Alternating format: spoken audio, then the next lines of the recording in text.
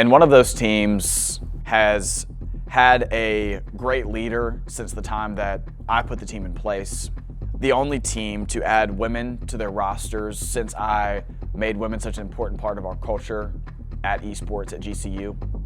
This team has lost in big moments, they've won in big moments, fallen short of expectations, they have exceeded expectations, and that's why this year I'm so excited to watch even more of our Rocket League team.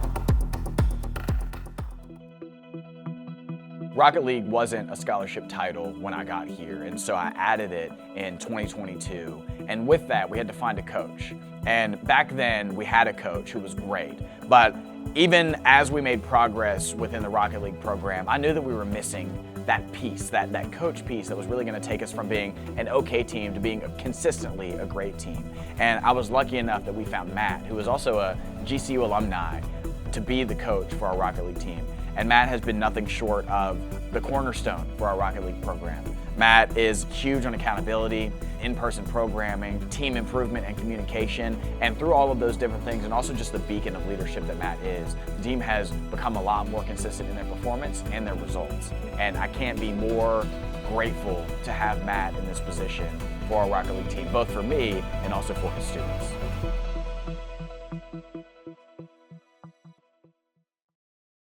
Hi, I'm Matthew Calderwood. I'm the coach for GCU Esports Rocket League. Thinking about each player individually, you can't start anywhere else other than Nando. He's our team captain. He helps to lead each individual player, but also his team of GCU Purple. My name is Fernando Campa, aka Nando, and I'm the GCU Esports Rocket League team captain. My team consists of me, Beanboy, and you got Froppy.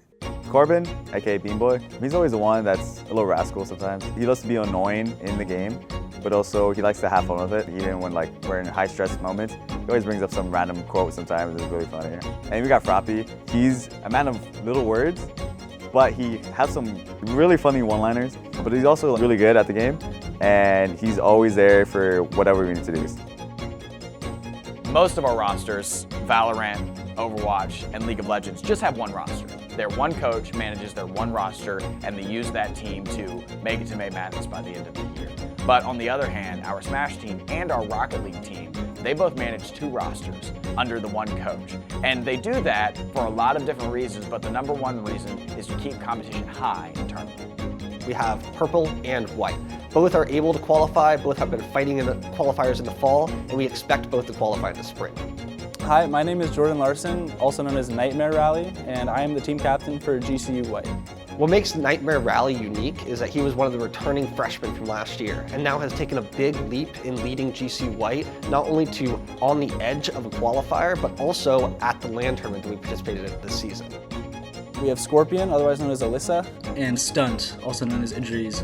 They're both very solid players. Scorpion, I would say she's very good at being annoying to the other team a little bit, giving us a lot of opportunities to kind of play around them, and she's also very good at shooting. We have a lot of times where we just kind of pop the ball up. She's able to just get up to the ball and slot it into the net, and so I would say she's a very good offensive player. Stunt has been an awesome player to have on the team. Before we were actually teammates, I used to run into him in ranked all the time. I'd sometimes play with him, sometimes play against him. We'd just be queuing together, and it was always really good competition. He's a very mechanical player. He can get to the ball really quickly. He's always very positive no matter what's going on in the game, just making sure we all got level heads, and that's always a great thing to have in a team environment. One of the great things about the fall semester is we don't have an injured player. Funnily enough, Nando got hurt while we were participating in the fall semester last year, and recovering from that, he's now not only 100%, but producing on the field a little bit better with the non-stitched finger. Nando was doing the dishes, and he was cleaning it, a knife, right, with a rag, and he sliced open his pointer finger. I just hear from across the room, ah, ah, ah, and I'm like, that does not sound good. So I went out to check it, and I just see blood all over the kitchen, and I'm like, Nando, what are we doing here? We were gonna go to the doctor on campus. It was closed. So I took him to an ER that evening, and they stitched him up, and we were out till like 1 a.m., I think, because it was taking forever for them to do stuff with his finger. And apparently, if we went an hour or two later, he wouldn't have been able to fully stitch his finger back together, which is kind of crazy. You can imagine that if you're trying to use a controller, if you're trying to do this and your finger is cut on the pad of your finger, you might have a problem. So Nando, not only did he just have a cut, but the cut was so deep and so bad that he had to go get stitches. And that was a pretty serious thing for him because he had never been injured in a way that affected him in esports. He's never dealt with an injury as an esports athlete. He's definitely never dealt with an injury that has affected himself and his team as a result.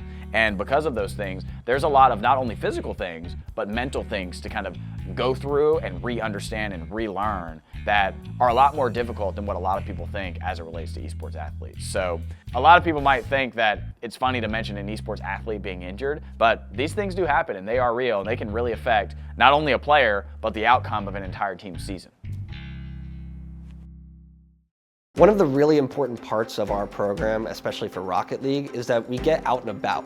We participate in different social events once a month, including one that we participated in this fall, where we went to play mini golf together. And that was really fun. I haven't gone to mini golfing in a while, but being able to go with my team, I think made it that much more fun.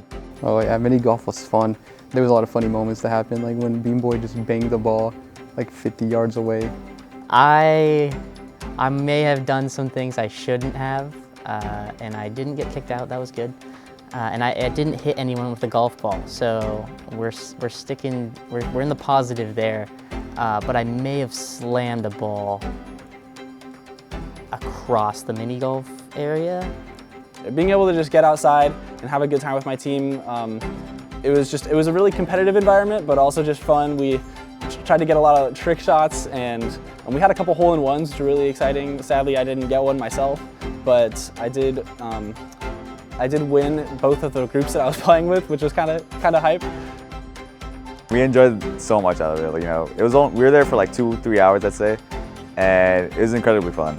Everyone got to play with each other and also just make some cool memories that I for sure would remember.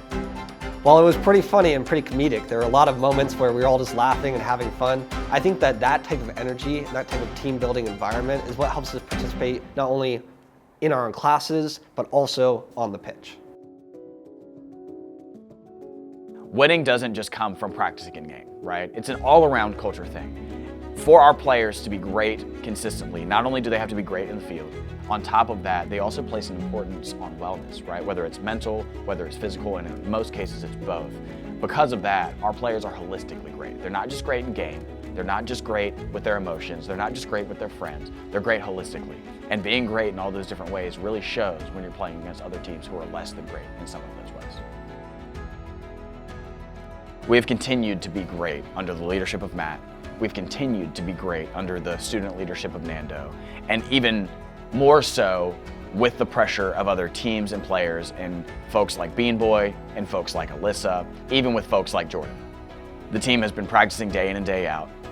The team is only in person for their practices because of how important they know it is to their team's culture to do that. They get together minimum once a month, but they are likely together every single week, whether it's planned by our coach or not. And then on top of that, all of the players find time outside of what we make them do to get better at the game, to get better as a person, to get better as a student. All of these things I know are going to continue to be our winning formula for championships, for player development, and even for our program's development at GCU. One of the highlights of this semester so far for me was watching our team, GCU Purple, qualify for Sacramento. We were all in the GCU Esports arena, we were having a great time, we were playing well in our matches, ended up not losing a single one that day, earning ourselves one of the highest seeds for the qualifier. For a couple of our players at Sacramento, it was their first LAN event, in person, playing Rocket League, and we were pretty excited for it. I, the team, Matt, and I would even say some of our competitors were pretty confident that we were going to perform well. And so a lot of times we get a little ahead of ourselves and we tell ourselves that we have it in the bag, we tell ourselves that we have nothing to worry about, and we take our opponents lightly. It became very clear very quickly that we did underestimate our opponents, and that showed in groups. Normally our goal is to make it out of groups. Once we make it out of groups, we can create a game plan for playoffs based on the different teams that we have, based on the different approaches that we might need. I think we overlooked groups. We played well, but we didn't play great. We played a very long series where the team tried their absolute best to pull it out, but as some of you may know, Rocket League overtimes can be taxing, especially when you're on the losing end. That loss set the tone for the rest of our matches. Because we had overlooked our opponents, we didn't put up our best fight going into the rest of the games, and the results at Sacramento were an extreme disappointment, not only to me, but also to the entire program, to Matt, to the players, and I would even say to other teams who expected our Rocket League team to place higher in Sacramento and to perform better in Sacramento. One of the things that I love about this team that we've developed over time through these friendships and through the different programs that we all participate in is that when we do take a tough loss, it doesn't beat down on them. These players are the type of guys that stand up after they've taken defeat and want to play again. And while we may have been defeated in Sacramento, we don't play defeated. Our team doesn't become defeated in the moment. Rocket League is the best out of all of our teams in that. And that largely lies in the fact that the team is a team outside of Rocket League. They do things like mini golf together. They do things like basketball together. They even find themselves in competitive situations, whether it's in Rocket League or not, maybe at other games like Valorant. They find themselves in situations like that so that they can learn how to battle adversity. There's an extreme value in understanding that all the folks next to you are in it for the long haul. And I know, based on the way the team always responds to adversity, that their strength lies in the strength that they have outside of the game.